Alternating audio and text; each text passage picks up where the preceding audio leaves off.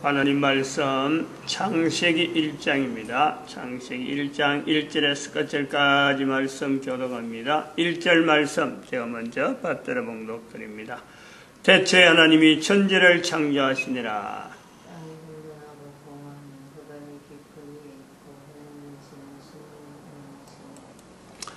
대초에 하나님이 천지를 창조하시니라. 문자의 시작에서 우리가 지금 현재 전 인류가 문자로 된 그 성경을 지금 만나는 여러 요소들을 우리가 창세기 1장 1절에서 우리가 찾고 있습니다. 누가 이것을 제일 먼저 기록을 하려고 했을까 하는 것에서 전 인류가 쓰고 있는 문자가 두 종류다. 하나는 소리 문자, 하나는 문자로, 소리말이죠. 소리말을 문자로 쓰고 있는 것. 하나는 문자말을 지금 문자로 쓰고 있는 이런 내용을 보고 있다. 지금 이런 전체 인류가 70억 지금 80억을 향해서 나아간다 하고 있는 70억의 이상 되는 인류가 전체적으로 자기 나라 쓰는 언어는 다 각양각색인데 그 각양각색의 언어에서 성경으로 번역될 수 있는 의의를 가지고 있는 언어는요, 다 성경이 번역이 되어 있다. 성경만 주로 번역하는 단체가 있어요. 특별히 거의 발달한 나라는 캐나다가 여기에 굉장히 발달한 걸로 알고 있습니다. 그래서 성경이 언어로 되어지는 것에서는 할 수 있는 대로 번역하고, 할 수 있는 대로 언어를, 성경의 언어를 여러 나라 언어로 다 하는 거예요. 그것이 안 됐다. 지금까지 성경이 번역이 안 된 언어가 있다라면은 그 언어는 한글화 되기가 오히려 빨리 한글을 시켜서 한글로 된 언어를 성경을 오히려 자기들이 언어라 하고 보는 것이 오히려 낫다. 그것이 빠르다. 이거죠. 의량을 확산시키고 언어를 보존하기 위해서 예쓰기보다는 차라리 한글로 돌리는 것이 나을 것이다 하는 그런 지경에 왔다는 겁니다. 그럼 여기서 우리가 생각을 해봐야 될 요소가 하나 있죠. 하나님이 만드신 만물 중에서는 언어 자체가 없어요. 만물 자체에서는. 언어는 빠지는 거예요. 하나님이 천지를 만드셨다. 천지 만물을 만드셨다. 거기에는 모든 피조세계가 다 포함되는 거예요. 그런데 인간이 그 속에 사는데 인간은 문자를 만들었단 말이에요. 그 문자의 근거가 되는 것은 언어가 있기 때문에 문자가 나왔다. 그러면 문자가 있었다. 인간의 중심으로 만들어지는 그 천지 창조 안에는 언어가 있었다. 이리 되는 거고. 그럼 언어는 뭐예요? 미치가 애매하잖아요. 하나님 만드신 것에서 제외된다. 인간이 하나님 만드신 것은 언어는 안 들어가는데, 언어는 그 자체가 하나님의 언어인 거예요. 언어. 하나님으로부터 인간이 받은. 그래서 그것이 문자로 있었기 때문에 문자가 있다는 것은 언어가 있었다는 건데, 언어는 하나님이 만드신 것이 아니라 중요한 요소가 나오는 거죠. 모든 인간들이 사용하는 모든 것의 출처는 하나님이 만드신 것입니다. 언어는 인간이 사용하는데, 인간이 사용하면서 문자로 남겨서 언어라는 어떤 분명한 어떤 근원을 마련하는데 증거는 되는데, 언어가 있었다는 것의 증거는 문자예요. 그럼 그 언어는 어디서부터 나왔느냐? 만드신 것에도 안 들어가고, 도대체 이것은 어디서 나오느냐? 하나님께서 직접 인간과의 소통, 인간과의 관계, 인간과의 어떤 교제, 여기서만이 언어가 있단 말이에요. 이걸 어떻게 증명해낼 수 있겠어요? 이걸 어떻게 참 나타낼 수 있느냐 이거지.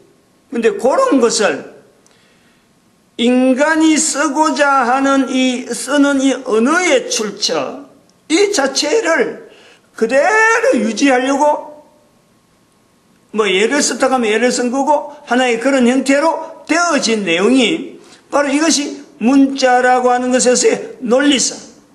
문자가 논리성입니다. 철저한 논리. 앞에 부분 없고 뒷부분은 그러니까 아까도 말했지만 언어가 없다. 하나님 만든 것도 아니고 만드신 것도 아니고 인간이 만든 것도 아니고 언어라는 것 자체는 문자는 인간이 만들었지만 그 중간에 있는 언어는 우리 인간이 만드는 것도 아니고 하나님 만드는 것도 아니다. 그럼 도대체 이것을 어떻게 표현해? 라고 할 때 문자 언어는 여기에 제한돼서 도무지 앞을 못 나간단 말이에요. 그런데 앞을 못 나가서 이것이 남아있다. 한글 자체에서 통해서 이걸 우리가 나타내 보여줘야 되는데 이것 자체는 아직도 성경화되어지는 이 과정에서 우리가 나중에 드러난 거지. 지금 현재 이 인류 전체에서 논리상으로 지금 이 접근해서 언어가 있다라는 것에서 접근할 수 있는 이 내용은요, 논리적인 측면에서 접근하는 문자 언어 전체를 볼 때는 도무지 이거는 한글로 갖고는요 접근이 안 되는 거예요. 한글 자체를 받아들이지 못하는 거죠. 왜냐하면 문자의 시작에부터 시작해서 언어로 들어가야 되니까 한글은 소리 언어이기 때문에 여기에 논리적으로 접근하는 데는 벌써 제외되는 언어는 우리 한글은.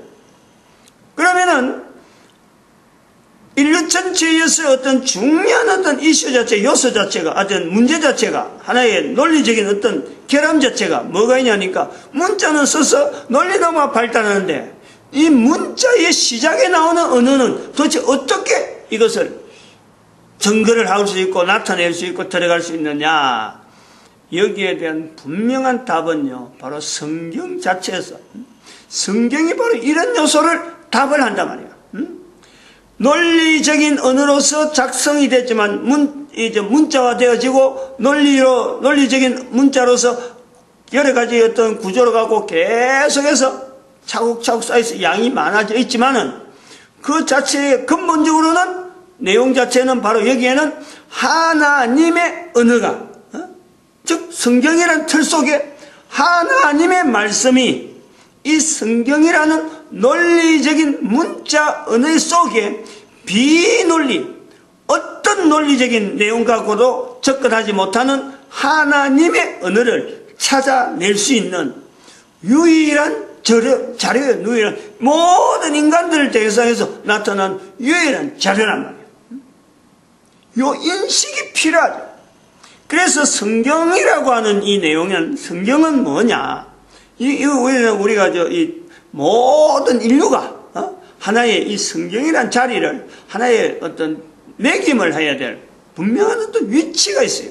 그냥 성경 각 나라 언어로 번역되어 있으니까 그 언어로 해서 통용되는 거 있으면 있고 없으면 이런 자리가 아니고 성경이라고 하는 것은 이래 딱 이래. 성경이란 이래 딱 한마디로 정리를 해놔야 되는 필요가 있어요.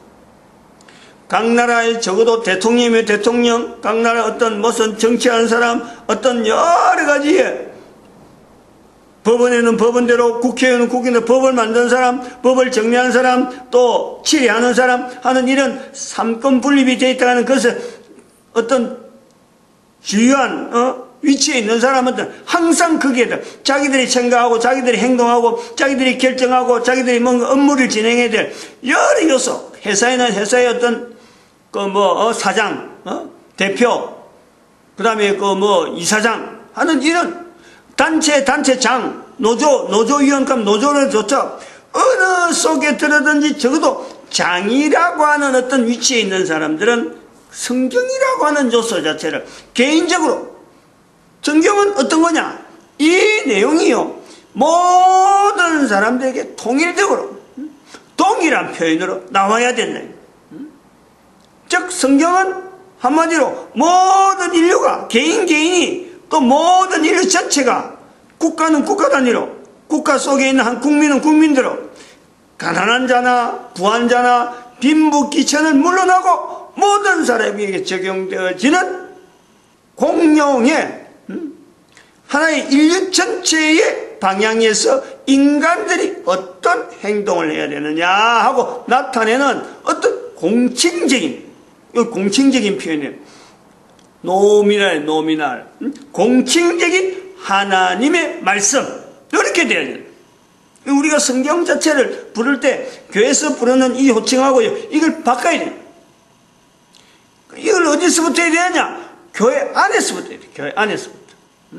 먼저 교회가 먼저 이 성경을 먼저 알았기 때문에, 성경을 먼저 알았으므로 성경의 자리를 종교적으로 부분적으로 해갖고 종교하는 사람을 한다든지, 안 그러면 유대인들에게 맡긴다든지, 이런 내용이 아니에요. 이게 요 교회 안에서 이 일을 하고 모든 사람들이 성경을 통해서 어떤 시각을 해야 되냐, 말을 자꾸 해줘야 돼. 말을 자꾸 남겨야 이 말을 듣고 저거 내하고도 관계있네, 내하고도 관계있네, 이 관계성을 각자가 이 문을 열고 그 다음에는 한 걸음 한 걸음 들어오게 만드는 거예요. 이 개인에게 굉장히 중요한 어떤 요소란 말이에요.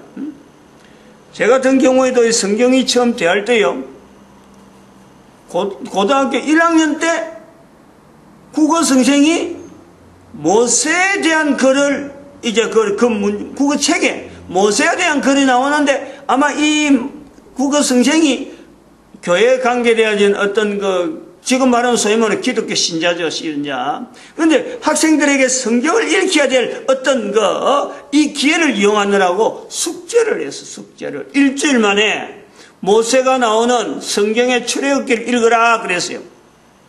성경이 뭔지도 몰랐는데, 집에 없었는데, 그거 읽으려고, 숙제 한번 해보려고, 모세가 뭐 했는데, 이런 국어책에 나왔느냐, 이제 이런 식으로 하고, 그걸 읽어보려고 하고, 가까이 다니는, 교회 집사님한테 집에 가가지고 밤에 찾아가서 성경 한번 읽어보려고 숙제가 나왔는데, 읽어보려고 한다, 달라고 하니까, 되게 좋아하더라고. 성경 읽으려고 찾아가니까. 그러니까 그 중에서 아주 좀 좋은 어떤, 여러 성경이 있는데, 그 중에서, 야, 그거 갖다 줘라, 그거 갖다 놔. 부부가 서로 의논하면서, 야, 그게 좋다, 이게 좋다 하고 의논하고 하나 딱 주는데, 집에 와서 열어본 분량이 한두 페이지도 아니고, 이거 읽다가 도무지 지워갖고, 창세기 1장부터 읽으라 했던가? 창세기는 빼놓고 출애굽이 들어가는데 도무지 못 들어가 있어. 읽다가 한 2페이지인가 3페이지 읽다가 뭐가 뭔지 몰라갖고 그만뒀지. 근데 그게 중요한 거 아니야. 읽을 수 있는 어떤 통로를 열어놨다? 그것이 기억이 사라지지 않는 거예요. 그 내용이. 평생 지나간데도. 이게 대단히 중요해요. 교회가 성경이가 우리가 읽는다, 이럴 요소가 아무것도 없고, 이스라엘 사람들도 이 성경 우리 건데 하는 요소가 아무것도 없고, 성경은 전 세계 인류들에게 누구 것이기 때문에 허락을 받아야 된다. 아무도 제재하지 않는 유일한 책, 오래된 책. 그리고 이 성경에는 바로 문자로 나타내는 논리적인 요소에서 마지막이 되어지는 언어가 되어지는 바로 그 하나님에 대한 말씀, 하나님의 말씀, 하나님하고 말씀하는 이 내용이 어떤 구조가 개인이 문자적인 하나님의 말씀을 만날 수 있는 유일한 책. 한글이 여기는 못하잖아요. 한글은 어림도 없거든. 한글은 그냥 있으면 받아들이는 건 금방 받아들이지. 하나님이 만드셨다. 그럼 만드셨다 하면 그 자체, 그 언어가 사니까 그 언어를 그냥 전달하는 거예요. 근데 거기에 하나님이 내한테 말씀한 거, 내한테 말씀, 이거 자체는 어림도 없어요. 그거는 앞으로 또 다른 측면에서 한글 자체가 어떤 기능을 가지고 전 인류로 나아가냐, 이건 또 다른 측면이 되겠죠. 그래서 한번 여기다가 아침에 어떤 도식을 한번 좀 그리려고 그래요. 잠깐 생각이 나는데,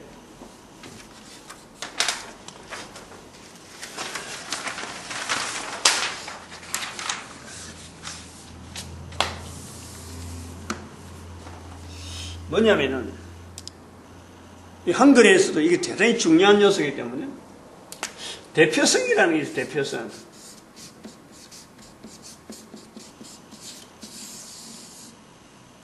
성경을 읽으면은 상당히 중요한 어떤 요소로서 이 대표성, 성경의 대표라 이런 말은 없어요. 대표성이라 하는 표현은 대단히 성경을 해석하는데 상당히 중요한 요소란 말이에요. 소위 말하면 다시 말하면은 하나님이 만드셨는데 하나님의 창조를 하셨는데 창조가 있는데 창조를 했을 적에 만물이 있어요.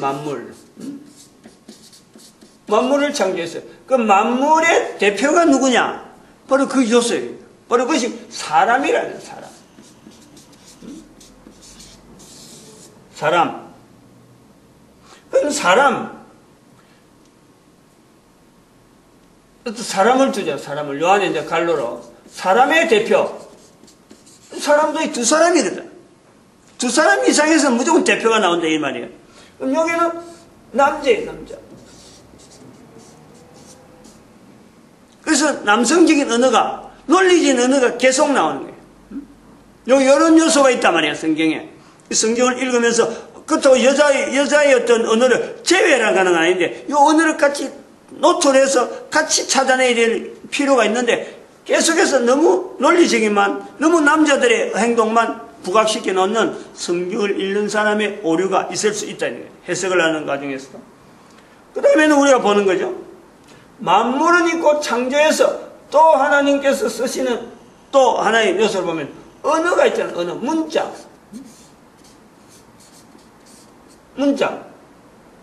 창조해서 만물을 창조해 그 중에 대표가 사람이고 사람이 쓰는 창조의 섭리 가운데 이 문자가 있는데 사람이 쓰는 문자가 있는데 문자의 대표는 뭐냐? 문자의 대표. 문자의 대표는 히브리어다. 이 히브리어 속에 나중에 아까 컬럼을 하다 나가보면 이 헬라어도 같이 들어가요. 헬라어나 히브리어나 사실은 같은 거다. 이래 그걸 인식할 필요가 있어요. 그건 나중에 설명을 해야 되는데 아직 그건 안 들어갔으니까. 그럼 여기에 문자로서 나오는 히브리어, 문자는 인간이 만들었는데 뭐 대표로 있느냐 하겠지만은 여기에 또 하나의 예로 만물에서 사람이 있듯이 문자에서는 문자로 나오는 이름을 사람이 지은 이름인데 하나님께 쓰신다. 어디에 쓰느냐? 생명책에.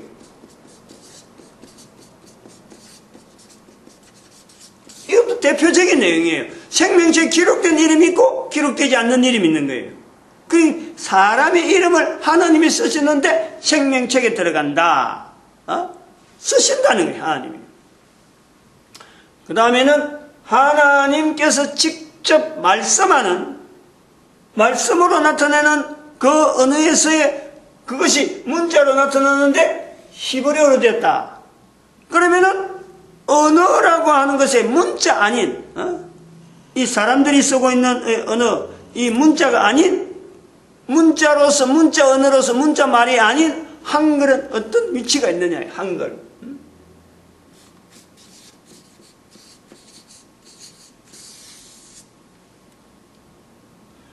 요걸 우리가 어떻게 연구를 해야 된다 하나, 검토를 해야 된다 하나. 이 자체를 문자를 한글의 위치는 문자를 객관화시키는데 즉 문자를 통해서 논리성이다. 문자는 논리성이다.